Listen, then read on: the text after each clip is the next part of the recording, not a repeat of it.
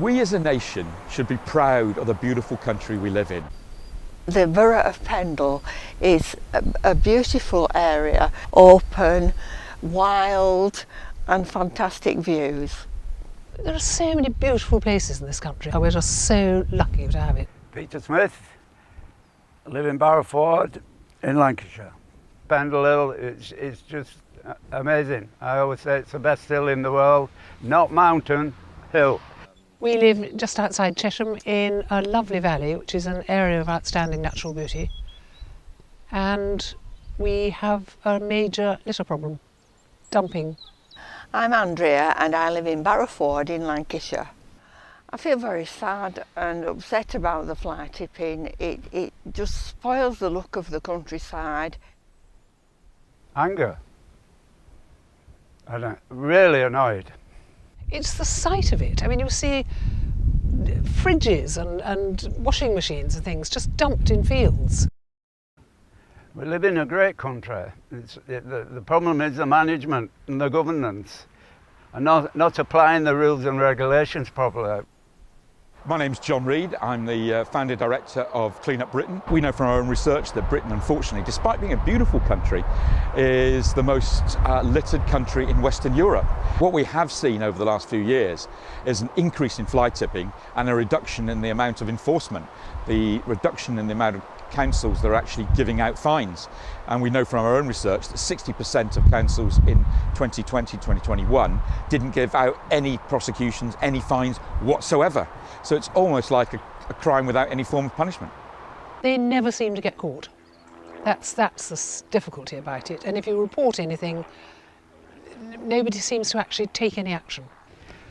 We need guidance and regulations and backed up with enforcement because people can't be relied on to behave properly. It's as simple as that. And it gives discipline to the families, the whole group of people that live in the areas. It's a discipline that we all need, otherwise it would just be anarchy. If we didn't have the rules and regulations, then we would live in chaos. So what we do need is for local authorities to step up to the plate, and some are already doing quite a good job. Hello, I'm John O'Shea.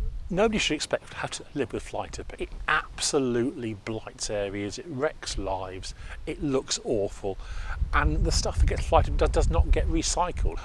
We brought in new crews to go and clear up waste dumped from flats above shops, increasing the collection frequency along our major high streets. So we increased our prosecutions.